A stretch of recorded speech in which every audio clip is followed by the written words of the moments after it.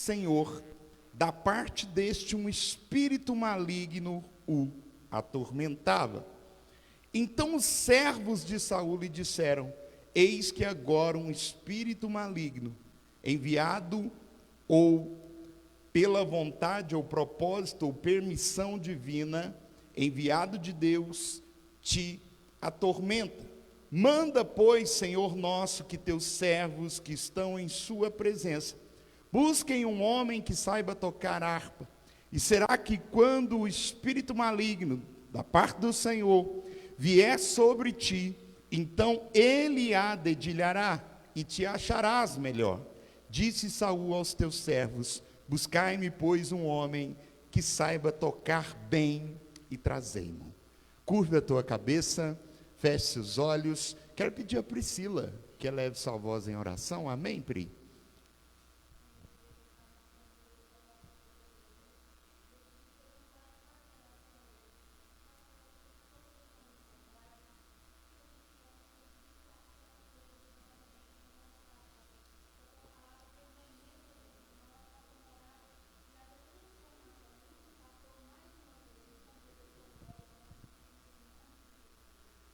Amém?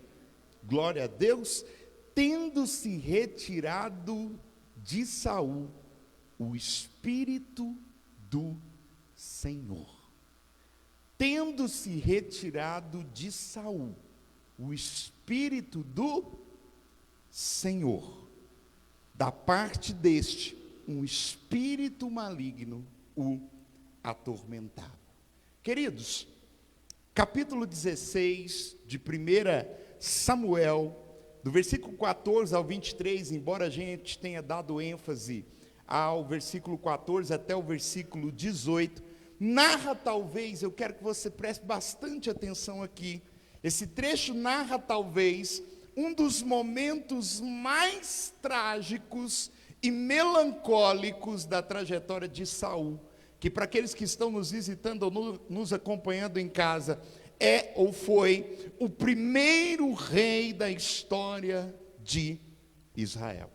E eu me utilizo do termo trágico e melancólico, porque o texto em questão narra o exato momento, preste atenção, o exato momento em que o Espírito Santo se retira de Saul.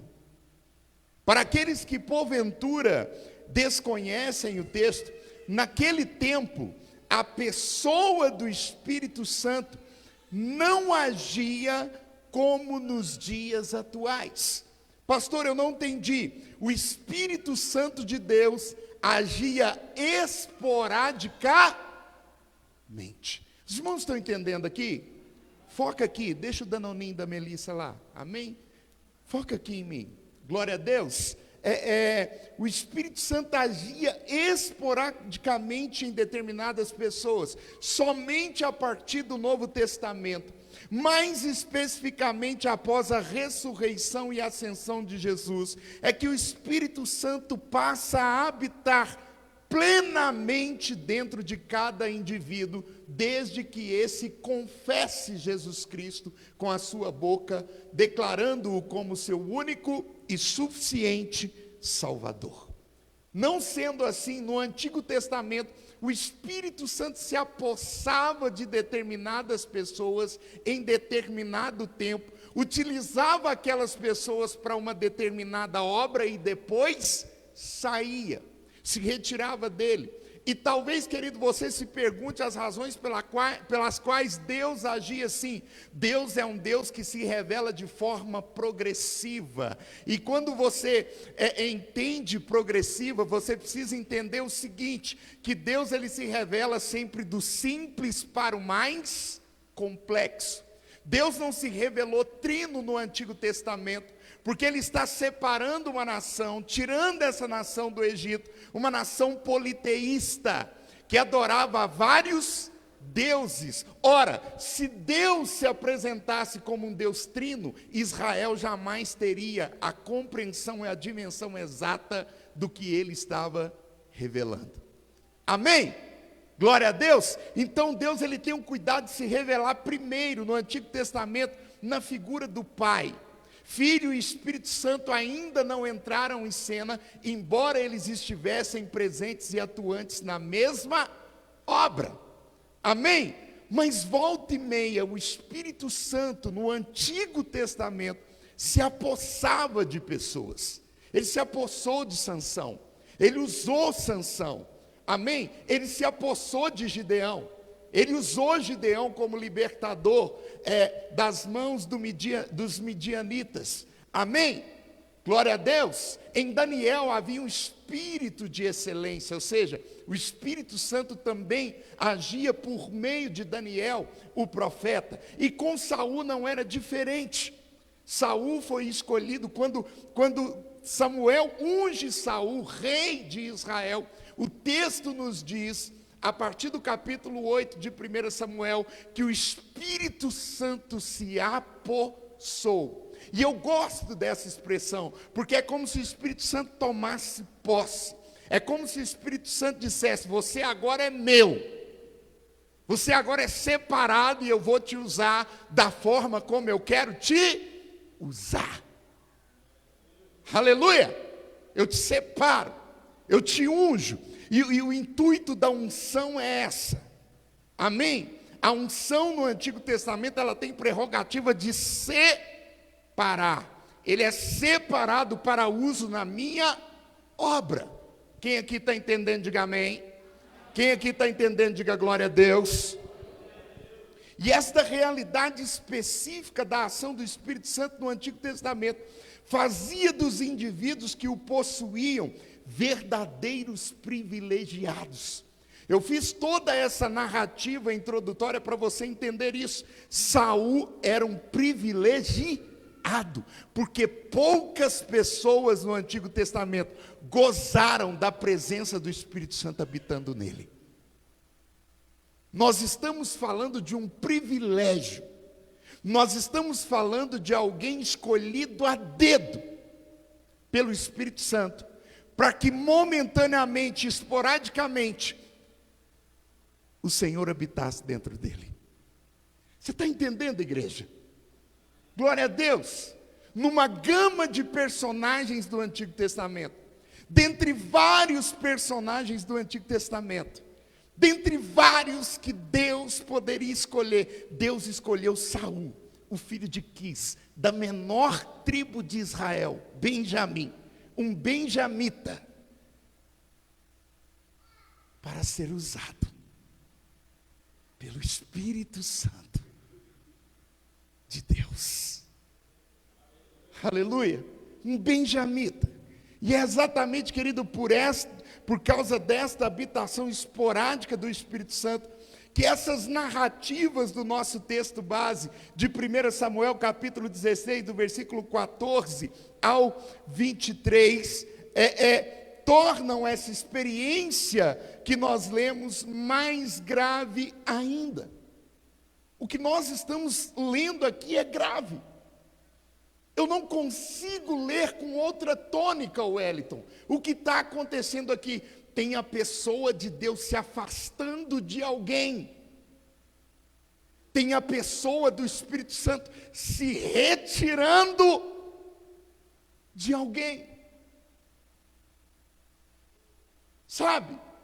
Tem a pessoa do Espírito Santo abrindo mão de alguém que ele separou para ele, para o uso dele.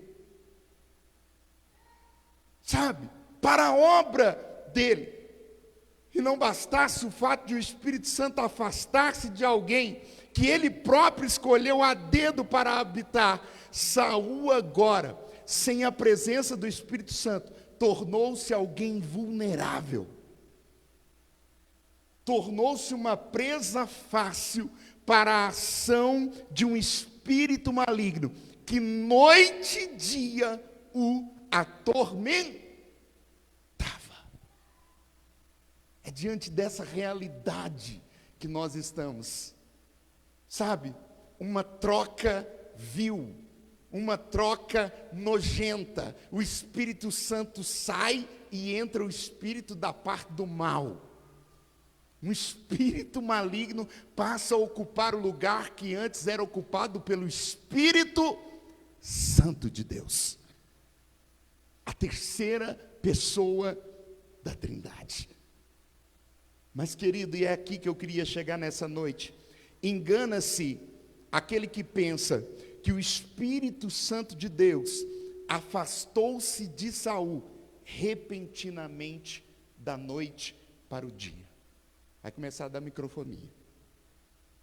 Engana-se quem pensa que o Espírito Santo de Deus deixou de habitar em Saul da noite para o dia. Porque para aqueles que estão chegando e que talvez não tenham familiaridade com a Bíblia, ler esse texto pode levá-lo a pensar que de um dia para o outro, Sâmara, o Espírito Santo deixou Saul. Que de um dia para o outro, Adna, o Espírito Santo não estava mais lá. Que de um dia para o outro, o Espírito Santo, não, essa morada aqui, não gosto mais, não está legal aqui dentro, eu vou habitar em outro, aliás, já habito, eu estou em Davi, que acabou de ser ungido, e tá bom, tchau, coraçãozinho para você, Saul, valeu, foi bom demais. Sabe? Não. O Espírito Santo não se afastou de Saul, querido, de uma vez.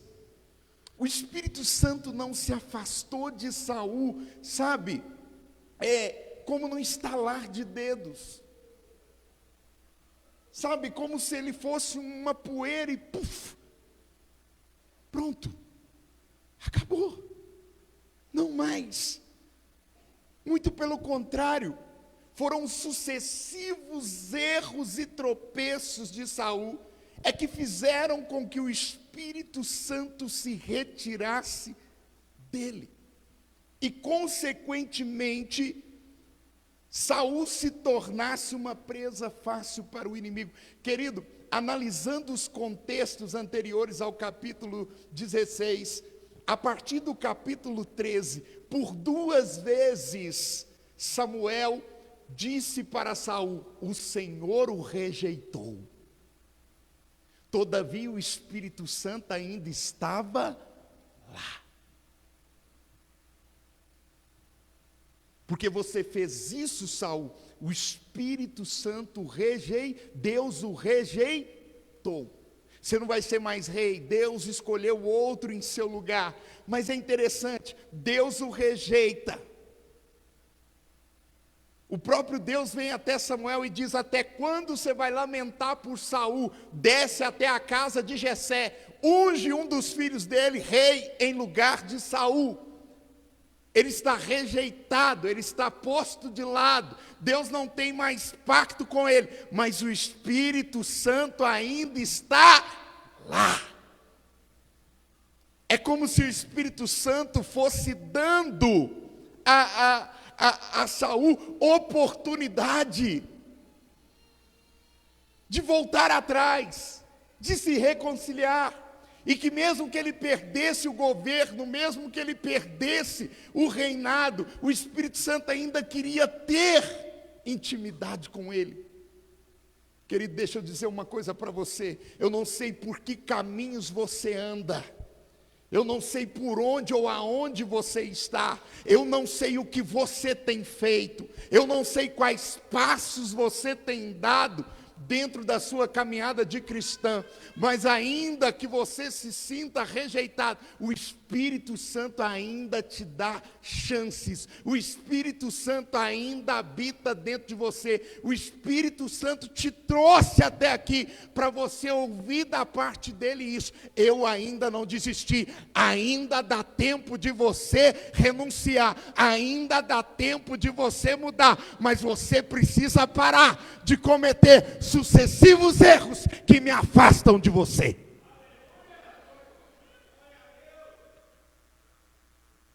Você precisa se voltar para mim.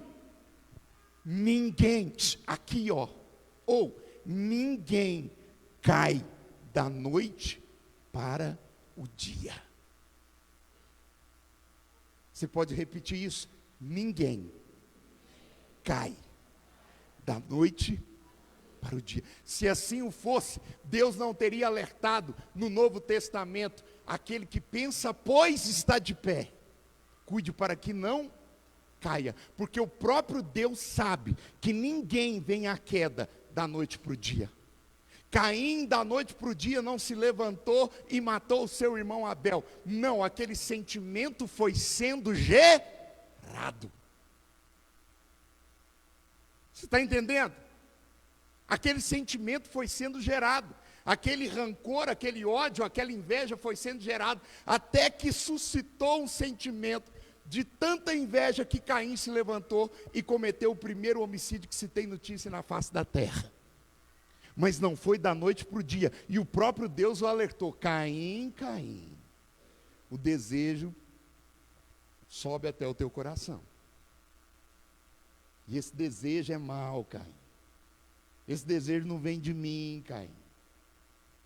Você vai fazer besteira, Caim. Quantas vezes o Espírito Santo diz isso? Tu vai fazer besteira. Para de andar com fulano. Para de andar com Beltrano. Para de frequentar determinados lugares. Para. Quem aqui está entendendo, diga amém. Para. Ou, para de acumular, sabe? Para de se associar com treva. Ou, esse caminho aí está perigoso. Não vai por aí não. O Espírito Santo é assim, querido. Ele não se afasta repentinamente. Saul foi colecionando sucessivos erros que o levaram à queda. E eu quero anotar com você aqui 3 erros que foram cruciais, diante dos vários erros que Saul cometeu. Mas eu quero focar naqueles que foram anterior à retirada do Espírito Santo. E o primeiro erro que se tem notícia é de Saul. O primeiro passo para a queda é que Saul, forçado pelas circunstâncias, oferece sacrifícios no lugar de Samuel. 1 Samuel capítulo 13, versículo 8 ao 12, diz assim: esperou Saul 7 dias, segundo o prazo determinado por Samuel, não vindo, porém, Samuel a Gilgal, o povo se foi espalhando dali. Então disse Saul: trazei-me aqui o holocausto e ofertas pacíficas, e ofereceu holocaustos. Mal acabara ele de oferecer o holocausto, eis que chega Samuel. Saul lhe saiu ao encontro para o saudar. Samuel perguntou: que fizestes? Respondeu Saul: vendo que o povo se ia espalhando daqui, e que tu não vinha nos dias aprazados, e que os filisteus já tinham ajuntado-se em Micmas, eu disse comigo: agora descerão os filisteus contra mim em Gilgal, e ainda não obtive benevolência do Senhor, e forçado pelas circunstâncias, ofereci sacrifícios. Forçado pelas circunstâncias, fiz o que eu não deveria fazer. Forçado pelas circunstâncias, agi como sacerdote, quando na verdade eu não era. Forçado pelas circunstâncias, eu ofereci sacrifícios a Deus, quando a prerrogativa de oferecer sacrifícios era do sacerdote. Mas Samuel, as circunstâncias me forçaram a isso.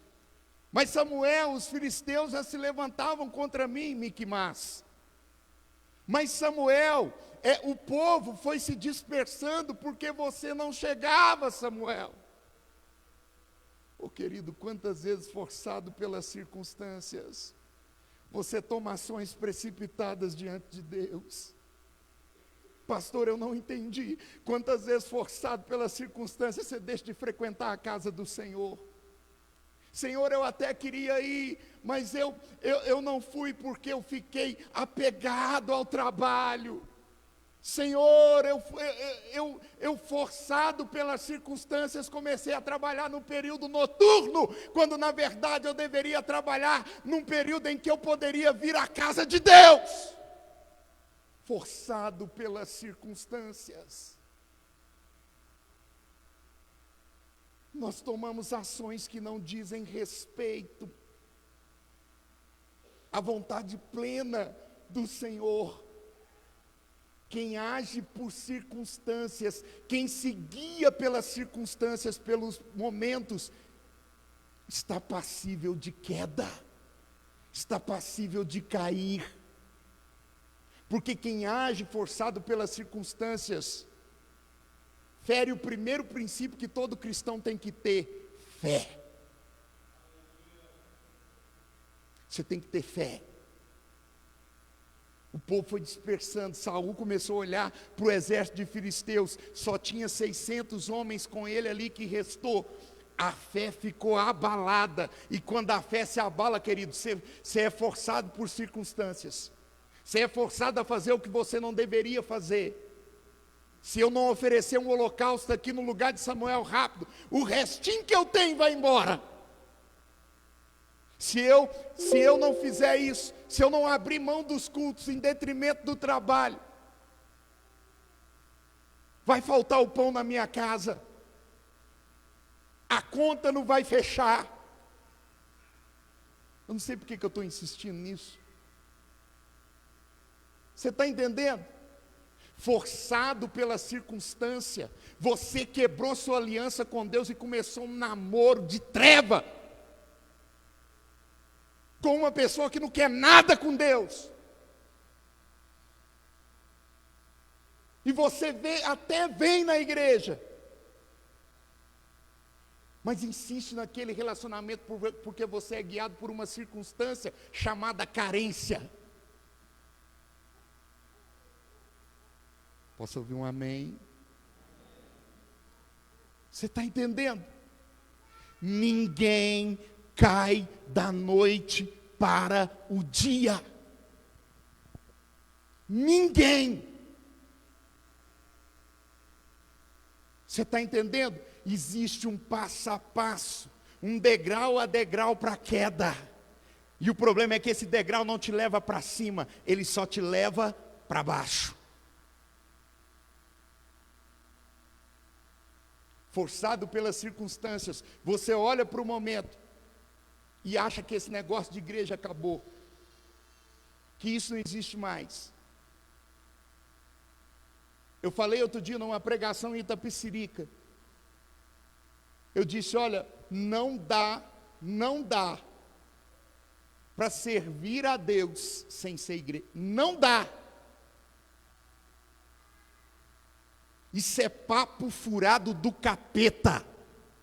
Pronto, falei. Não dá. Você está entendendo? Porque a igreja é corpo, e esse corpo tem uma cabeça. Para você servir a Deus sem igreja, você tem que decapitar a cabeça. Leonel, era agora.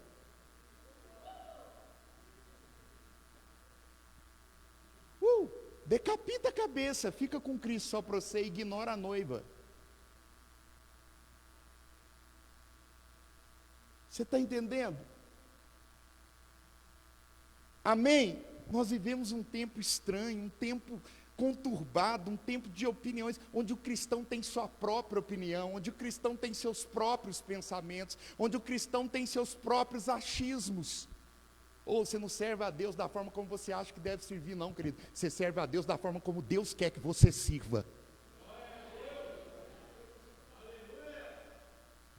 Porque eu penso que tem que ser assim. Pastor, hoje eu estou virado no vento. Como diz lá em Dores Indaiá. Porque eu penso que tem que ser assim. Não interessa o que você pensa, não, sou.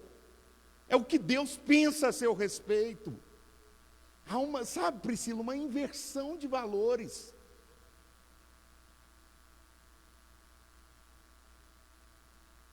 Amém? Glória a Deus. Sabe, forçado pelas circunstâncias. Forçado pelas circunstâncias eu pequei. Forçado pelas circunstâncias eu beijei uma boca que eu não deveria beijar. Forçado.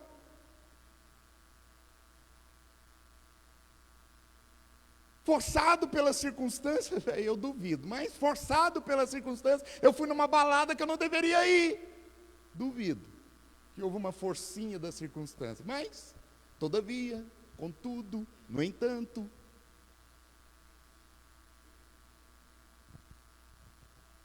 Amém. Repita comigo, segundo passo para a queda. Repita mais forte, segundo passo para a queda. Amém. Precipitadamente, Saul declarou jejum em tempo de guerra. E aí você deve estar perguntando, pastor, mas o que isso tem a ver? Isso quase culminou na morte do seu filho, Jonatas, príncipe de Israel e um dos maiores guerreiros que Israel teve. Por quê, pastor? Então tá, você não lê Bíblia, eu te dou o spoiler. Amém? Saul declarou um jejum, ok? Todo mundo agora vai jejuar, está lá no capítulo 14, ele diz assim: estavam os homens de Israel angustiados naquele dia, porquanto Saul conjurara o povo, dizendo: maldito o homem que comer pão antes de anoitecer, para que me vingue do meu inimigo, pelo que todo o povo se absteve de provar pão. Querido, era uma coisa pessoal de Saul. Ele está dizendo, para que eu, Saul, me vingue do meu inimigo, todo mundo vai jejuar. Tem gente que é assim, né? O problema é seu, você quer que a casa inteira jejue com você. Quem aqui entendeu? O problema é seu, você que tem que jejuar, você que tem que orar. Não, mas você quer que todo mundo participe do seu sacrifício, todo mundo vai jejuar. O problema é que o povo estava em quê? Em guerra. E soldado em guerra, querido, tem que ter o pandu cheio. Saco vazio. E aí os soldados ficaram angustiados. Porque quando você jejua normalmente, você já não. Vamos aqui, gente. Você fica angustiado, fica ou não fica? Uma dor de cabeça, um mau humor, um tal. O que foi? Não é? Sabe? Você só pensa em arroz. Ai, meio-dia, vem em mim, trem. Não é? A Miriam está assim, é isso mesmo, pastor. Jejum é triste, é osso. Você está entendendo? E agora os soldados estão em batalha. E Saul, por um capricho pessoal, manda que todo mundo jejue. Todo mundo vai jejuar. Ninguém come. Maldito seja o homem que jejuar, que não jejuar. Só que Jonatas, eu não sei o que ele estava fazendo, em qual tenda ele estava. Você estava falando do jogo do Galo ou do Cruzeiro, não sei. Eu sei que ele não ouviu. E eles, caminhando ali naquela área de batalha, tinha uma colmeia. Jonatas vai com a ponta de sua lança, quando todo mundo estava jejuando, e gente, aquele povo estava com tanta fome que os olhos de Jonatas brilharam. Você já viu quando você está com fome, que você come aquilo, te dá um gás, uma energia, fala, estou pronto para outra. Foi mais ou menos isso que aconteceu com Jonatas. Porém havia uma ordem do seu próprio pai. E lá no versículo 43 do capítulo 14, para a gente ganhar tempo e você entender o contexto, disse então Saul a Jonatas: declara-me o que fizeste. E Jonatas disse: então somente provei um pouco de mel com a ponta da vara que tinha na mão. Eis-me aqui, estou pronto para morrer. Então disse Saul: Deus me... Gente, o cara é pai de Jonatas. Pai. Sabe? Ele é pai de Jonatas. Deus me faça o que bem lhe aprouver. É certo que morrerá Jonatas. Se o povo não se levanta em defesa de Jonatas, Saul tinha matado o próprio filho. Sabe qual é o nome disso? Religiosidade. O excesso de religiosidade tem matado muito crente e deixado muito cristão pelo caminho. Porque a religiosidade tira de você uma coisa chamada discernimento. Você precisa ter discernimento. Você precisa ter discernimento. E o discernimento às vezes te faz matar outros cristãos, como Saul queria matar Jonatas. Porque aquilo ali não é de Deus. Misericórdia. Estou arrepiado com o pecado da irmã. Quem disse que você tem que arrepiar para o pecado dos outros? Só? Arrepia pelos seus. Você entendeu? É porque não tem cupim da ceia aqui, né? Está lá na ceia, parece que desce uma unção do 007, está investigando quem é que não vai tomar a ceia. Aí ele olha para a Idinha, aí ainda joga o marido na lambança da unção do 007. Pum! Você viu? Idinha. Depois que ganhou menina, não sei eu mais. O que será que está acontecendo, hein? Se eu sou o marido, eu falo assim, você conhece a história de Noé? Ah, que Noé? Noé é da sua conta. Isso não te diz respeito. Fica na sua. Se ela não quer ceiar, não quer ceiar. Talvez ela está em pecado, talvez ela não gostou do pão, não troca esse pão, não vou ceiar esse pão, problema dela. Você entendeu? Mas isso é coisa dela. Gente, quem está visitando vai pensar, esse pastor é doido, misericórdia. Onde eu vim parar? Não esquenta não, Deus me usa assim. Você entendeu, querido? Se a displicência espiritual nos leva à ruína, o excesso de religiosidade nos leva à falta de discernimento espiritual. E a falta de discernimento espiritual pode te levar à ruína. Pode te levar à queda. Repita comigo o terceiro passo. Mais forte. Amém? Alguém olha, Tiago, olha para o Cristiano. Fala para ele, Cristiano, hoje é só 3 passos. Amém.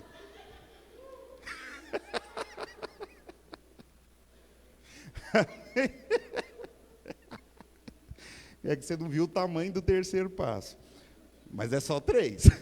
Amém. Amém, Deus. Vamos lá. Querido, Saul desobedeceu solenemente a ordem dada por Deus, poupando a vida do rei Agag e também poupando o melhor do rebanho dos amalequitas. Pastor, eu não entendi. Acompanhe comigo o capítulo 15, a partir do versículo 1. Presta atenção no que Deus usou Samuel para falar com Saul. Querido, antes deixa eu abrir um adendo aqui. Quando Deus dá uma ordem, Ele não dá por código. Ele é claro. Ele é claro e específico. Quem aqui entendeu? Olha a clareza de Deus. Enviou-me o Senhor a ungir-te rei sobre o seu povo, sobre Israel. Atenta, pois, agora as palavras do Senhor. Assim diz o Senhor dos exércitos: castigarei Amaleque, porque ele fez a Israel, pelo que ele fez a Israel, ter se oposto a Israel no caminho, quando esse subia do Egito. Deus está cobrando um troço que aconteceu há anos-luz atrás. Agora ele está cobrando, ele vai usar Saul, trata esse negócio, porque quando o meu povo foi retirado do Egito, eles se colocaram como pedra de tropeço no caminho do meu povo. Vai até Amaleque.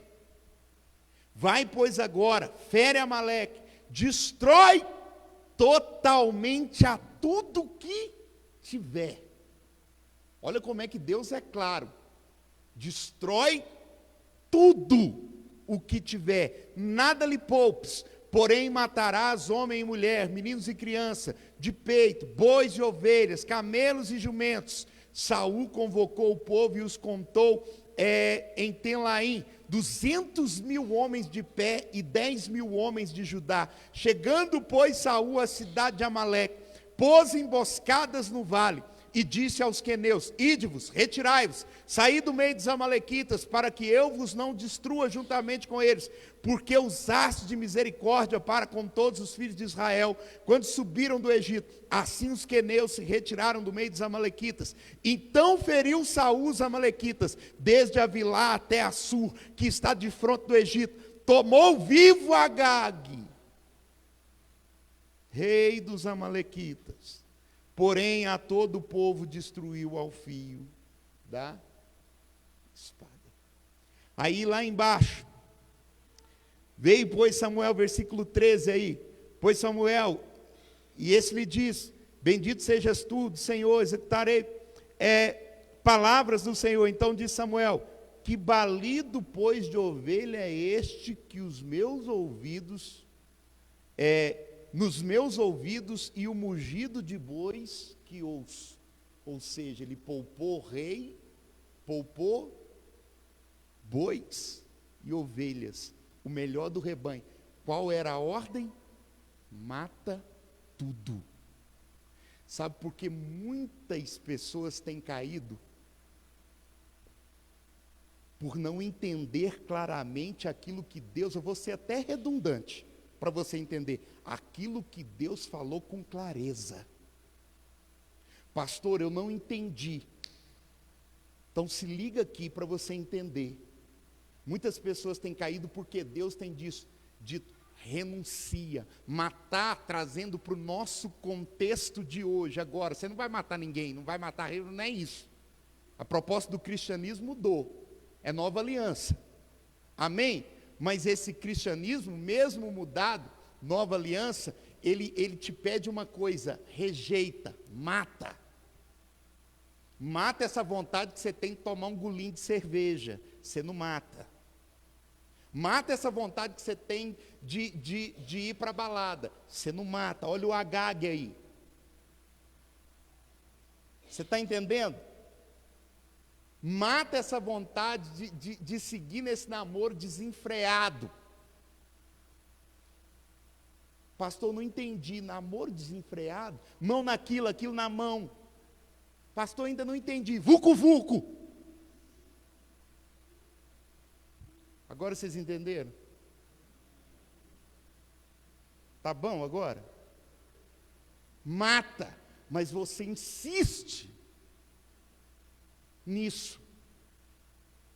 Demite, se livra, manda para as cucuia, dê o que dê, mas o homem está lá.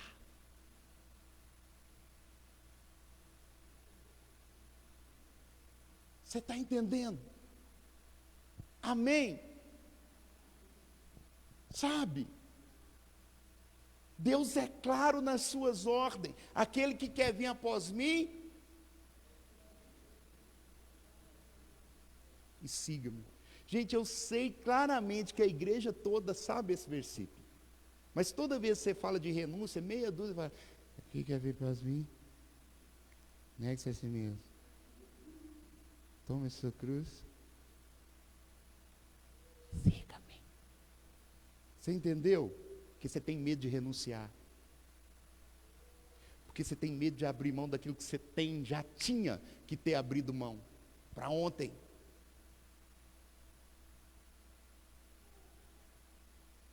Se coloque de pé do teu lugar.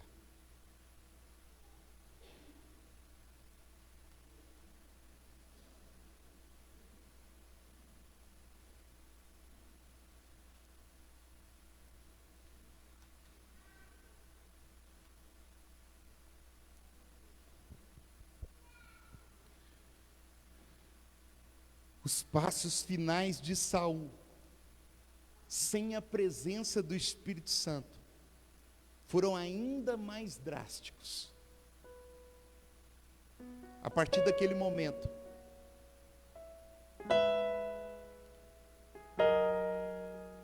Saul se tornou uma presa fácil para o inimigo. Um espírito maligno o atormentava dia e noite. Ao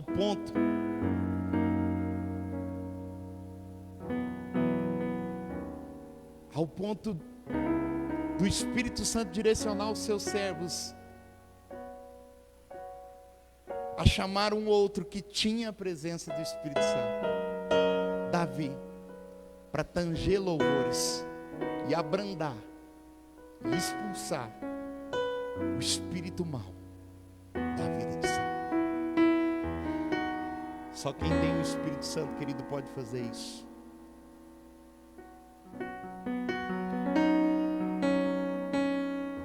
Movido por ciúme doentio por Davi, contra Davi, por diversas vezes Saul tentou matá-lo. Havia um ódio, um sentimento nocivo no coração de Saul. Pessoas sem o Espírito Santo são guiadas por qualquer coisa que invada o seu coração.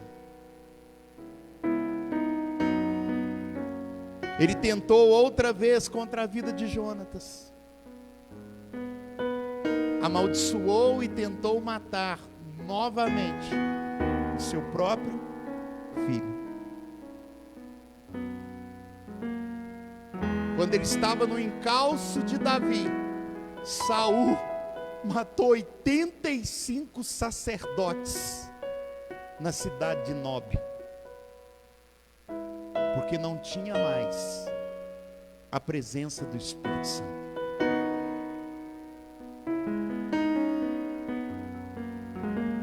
E o final da sua vida é um Saul sem qualquer intimidade com Deus, querendo obter resposta e procurando uma feiticeira em Endor, porque ele esperava falar com Samuel. E o interessante é que o próprio demônio, usando a boca daquela mulher, aparecendo num vulto que parecia Samuel, o próprio demônio, o pai da mentira, fala algumas verdades. Você vai morrer, cara, já deu. Você está entendendo? Esse é o final de Saul, morto em batalha pela sua própria espada, porque ele atentou contra a sua própria vida.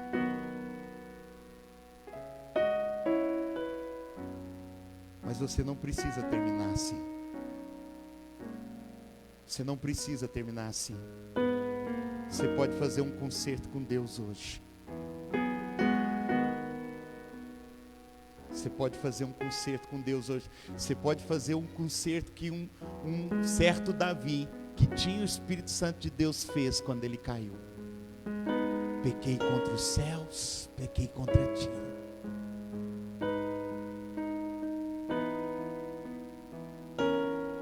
E ele se voltou para Deus. Querido, você pode se voltar para Ele hoje. Sua vida não precisa terminar como Saul, de forma melancólica, sem a presença do Espírito Santo.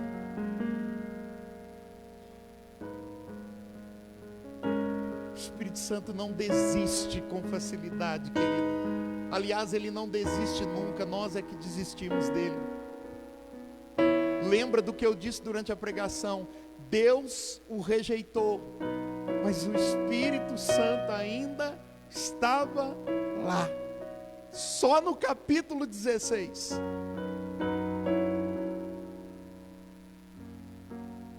É que nós temos a notícia de que o Espírito Santo se retirou de Saul. Vem para cá, querido. Feche seus olhos, igreja.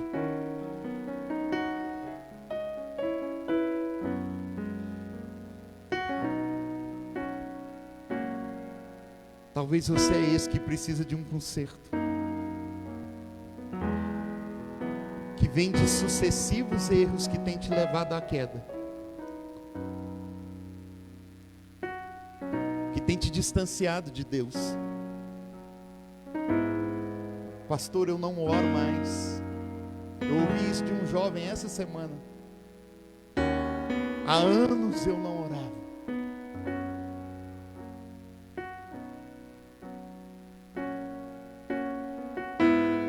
Quem sabe você é essa pessoa, você está se distanciando e não está percebendo, e o Espírito Santo veio ao teu encontro hoje e está dizendo: não se distancie.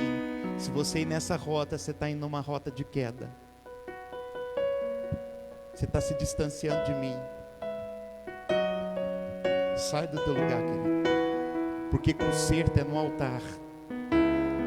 Pastor, mas eles vão falar X, Y de mim, querido. Ninguém vai falar nada. E mesmo que falassem, o que não é o caso, o que importa para mim é vida eterna. Se eu estivesse aí e essa palavra tocasse no meu coração, eu não iria para outro lugar que não fosse o altar de Deus.